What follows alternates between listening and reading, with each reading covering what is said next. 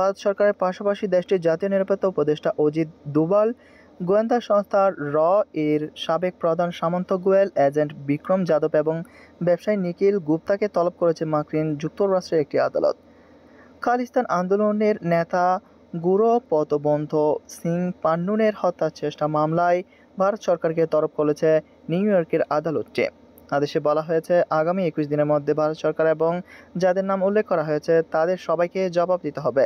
ভারতীয় সংবাদ মাধ্যম এনডিটিভি এমন একটি প্রতিবেদন প্রকাশ করেছে। তবে ভারত সরকার এই বিষয়কে সম্পূর্ণ অযৌক্তিক বলে আখ্যা দিয়েছে।